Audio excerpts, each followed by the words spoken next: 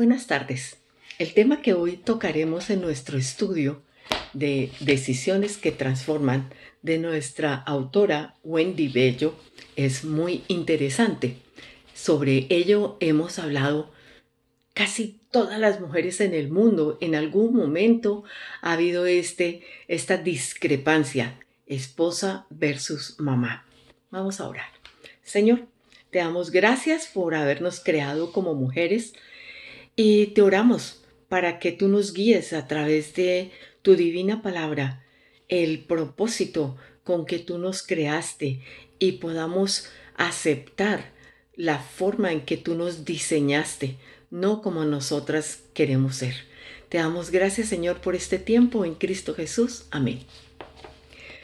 Yo soy primero madre y después esposa. Eso es lo que muy a menudo he escuchado y el criterio que escuchan también muchas niñas al crecer y luego repiten. Estas palabras pueden crear discrepancias, pero quiero hablarte al corazón con la verdad de Dios. Comencemos por la creación. Leamos Génesis 18 y 22. Vamos a leer el versículo número 18 y el número 22. Dice el 18. Y dijo Jehová: no es bueno que el hombre esté solo, le haré ayuda idónea para él. Y el 22. Y de la costilla que Jehová Dios tomó del hombre, hizo una mujer y la trajo al hombre.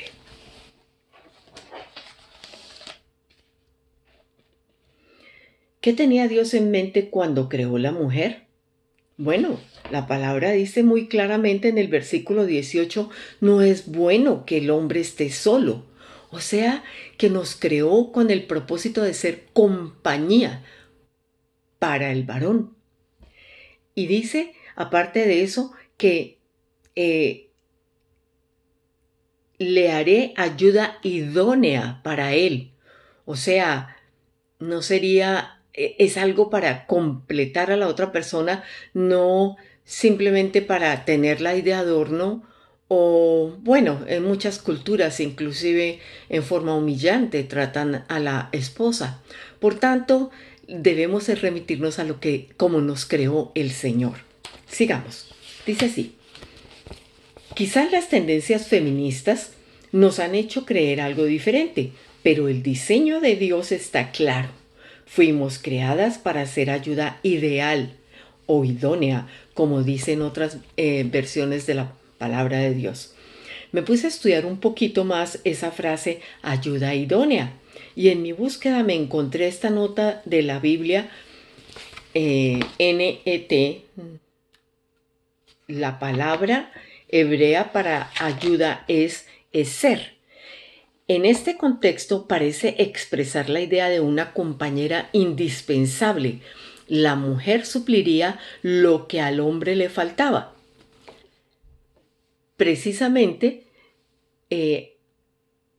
nos hizo que encajáramos, que somos el uno con el otro, ¿sí?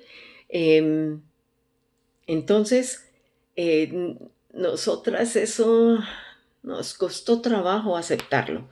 De este modo, mucho antes de que los hijos aparecieran en escena, ya nosotras teníamos un propósito definido y está relacionado con nuestros esposos. Si quieres, tómate un tiempo y relee lo anterior. Medita en un mundo donde todo cada vez se vuelve contrario a Dios y vivir según su diseño nos hace parecer personajes anacrónicos. Necesitamos regresar al plan original, tal como les decía al principio. Uno de los versículos más leídos en las bodas es Génesis 2:24. Por tanto, dejará el hombre a su padre y a su madre y se unirá a su mujer y serán una sola carne. ¿Cuál es la interpretación de este pasaje? El matrimonio es un asunto de dos que requieren un hogar común, un nuevo hogar independiente de los padres. Hay diferentes dichos en nuestras culturas y hay uno en Colombia que el que se casa quiere casa y el costalito para la plaza. Eso quiere decir que simplemente uno tiene que armar otro núcleo familiar nuevo, completamente separado del de su padre, su madre y sus hermanas en el que originalmente estaban el uno y el otro. Me encanta cuando en las bodas cristianas hacen este acto en el momento en que cuando llegan los novios, están dos velas encendidas, ¿sí? Y muestra la independencia uno del otro.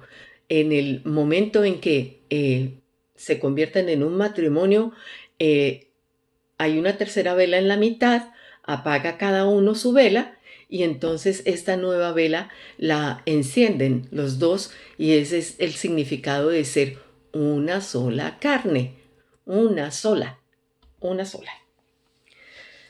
Aunque la mayoría lo conoce de memoria, por alguna razón lo aplicamos a la idea de que ya no viviremos más con los padres, en el sentido físico. Sin embargo, entiendo que también tiene implicaciones que van más allá del simple hecho de mudarnos de casa.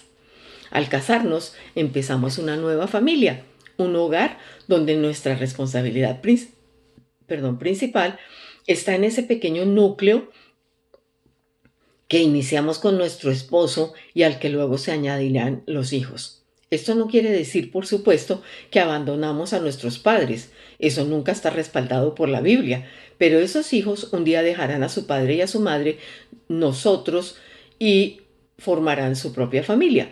El ciclo continúa. Sin embargo, tú y yo seguiremos juntos a nuestros esposos tal y como comenzamos. Empezamos dos y terminamos dos. Hace años leí que los hijos son un préstamo que Dios nos hace por 18 o 20 años más o menos. Y así es, aunque siempre serán nuestros hijos y estaremos a su lado para amarlos, apoyarlos y ayudarlos, tenemos un espacio de tiempo limitado para criarlos. Pero en ese tiempo, a pesar de tener que dedicarles gran parte de nuestras fuerzas, energías y tiempo, no podemos descuidar la relación principal que dio origen a nuestra familia, nuestra relación con el compañero que Dios nos dio. En su carta a Tito, el apóstol Pablo incluye varias características relacionadas con la vida y carácter de los creyentes, incluyendo las mujeres. Vamos a leer Tito 2.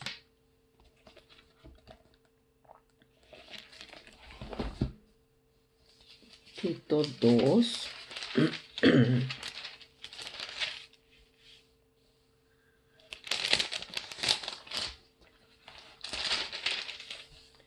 Los versículos 3a. Las ancianas asimismo sean reverentes en su porte. Perdón. Sí. Las ancianas asimismo sean reverentes en su porte. Y el 4. Que enseñen a las mujeres jóvenes a amar a sus maridos y a sus hijos. Muy importante. La mujer en la iglesia, una mujer madura, que normalmente se les llama ancianas, son aquellas mujeres que, como dije primero, en primer lugar, han sido llenas del Señor y han tenido el conocimiento y ellas están obligadas a que enseñen a las más jóvenes precisamente para amar a sus maridos y a sus hijos. Es un papel súper importante en la mujer anciana de la iglesia. Entonces,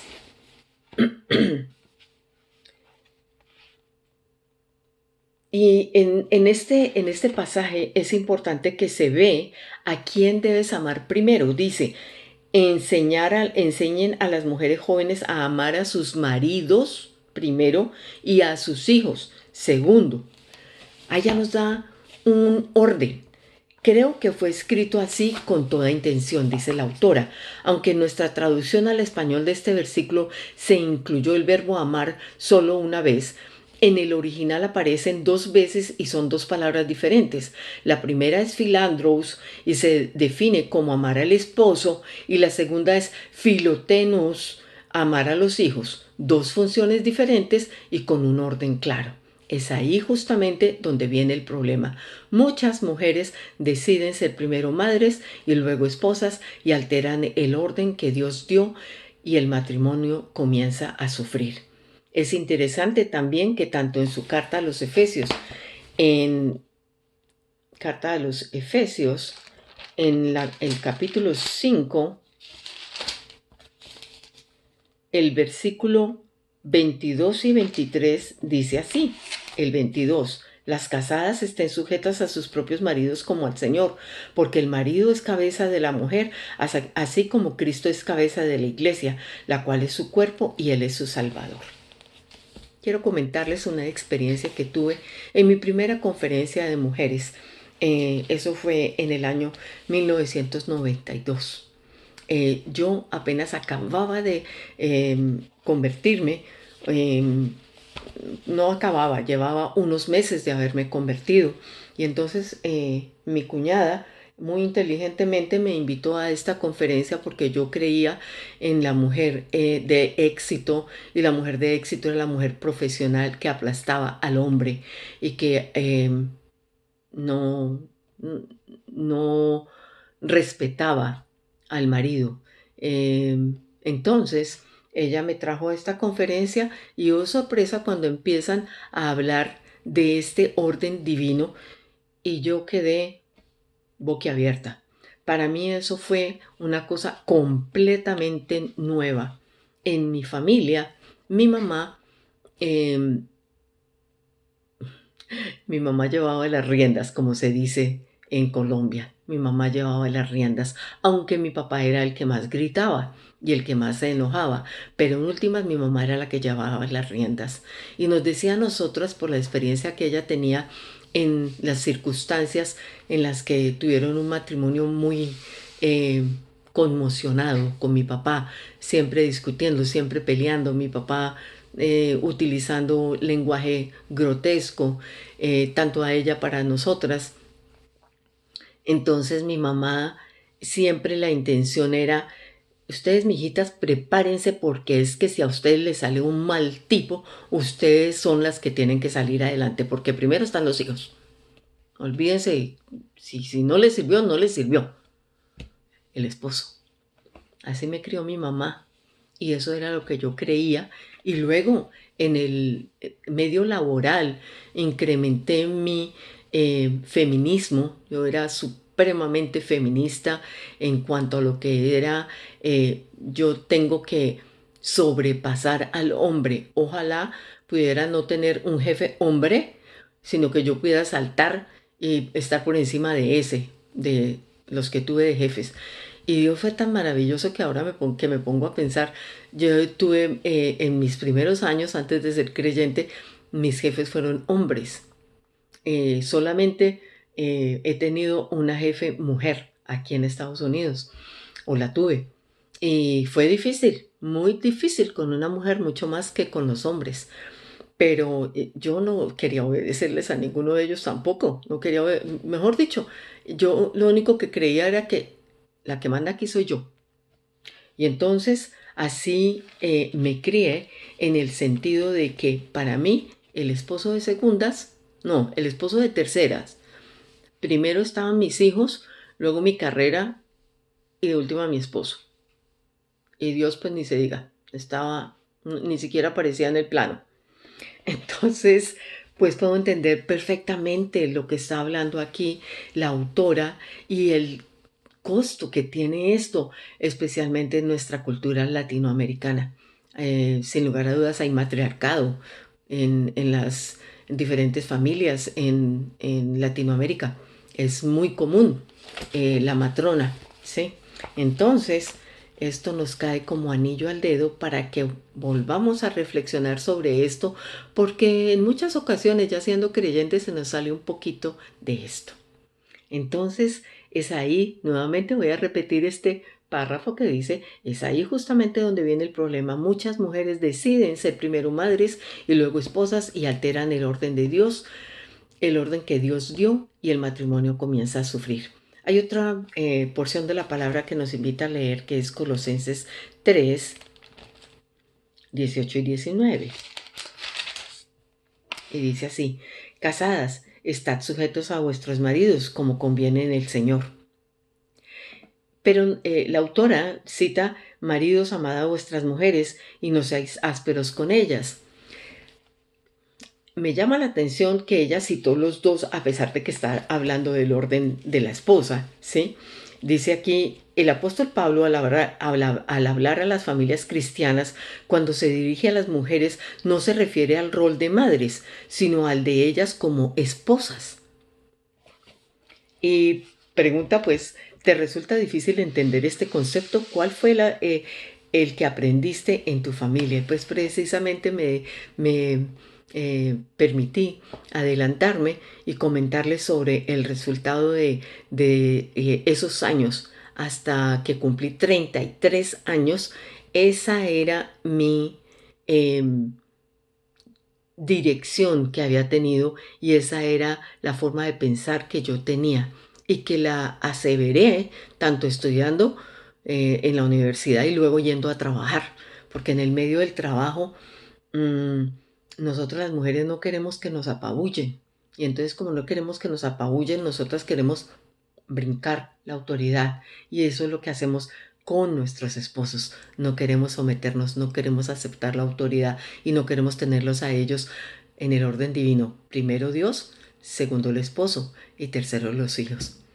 Qué difícil que ha sido ese proceso o que fue en el comienzo para mí y que a través de los años pude ir comprendiéndolo, entendiéndolo y no solo entendiéndolo, sino convirtiéndolo en una realidad, porque esto se convierte en un hábito en la mujer, ¿sí? Sin darnos cuenta, nosotras irrespetamos a nuestro esposo porque nosotros no le damos el lugar que Dios le ha dado.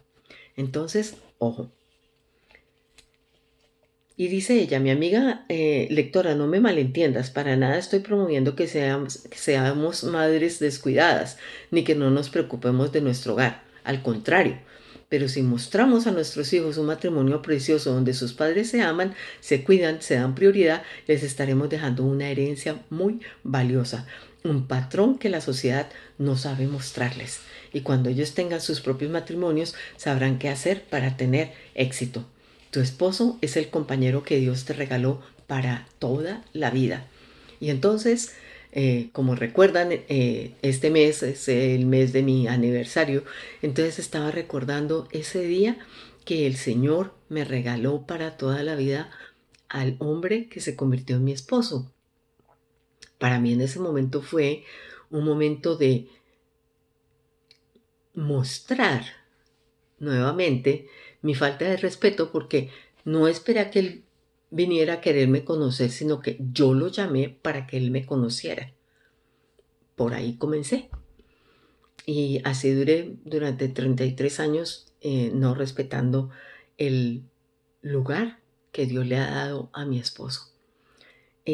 Causó muchos problemas y nosotras pensamos que no causa problemas, pero sí. Y esto que dicen acá del modelo del hogar, pues como yo tuve un modelo del hogar en donde eso era lo que opinaba mi mamá y mi papá era el furioso, el bravo, el, el que trataba mal a mi mamá. Entonces, pues, ¿qué podía haber en mí para que yo aceptara este concepto, que es un concepto fundamental, fundamental? Y muchas de las mujeres que se convierten ya casadas y en etapa madura, sin lugar a dudas que es una de las áreas que cuesta trabajo. Es un área que necesitamos ponerla a los pies de Cristo. Es un área que, como invita aquí la autora, que nos tomemos un tiempo para meditar sobre esto. Porque, como digo, a pesar de que hoy en día somos creyentes, no nos quita nuestra naturaleza pecaminosa que comenzó con Eva cuando ella fue la que convenció a su esposo de que comieran del fruto que les habían prohibido. Ahí comienza. Nuestra naturaleza de Eva se refleja todo el tiempo, ¿sí? Y en esta área se refleja mucho más. Creo que muchos matrimonios han terminado tristemente, inclusive matrimonios cristianos, porque no tuvimos en cuenta ese orden divino que el Señor nos dio. nosotros como mamás convertimos a nuestros hijos en ídolos para consentirlos, en ídolos para eh, eh, volverlos ídolos, sí, en donde son más importantes que el esposo. Esa es la realidad, esa realidad es muy grande en muchos matrimonios y, como digo, tristemente en las familias de cristianas.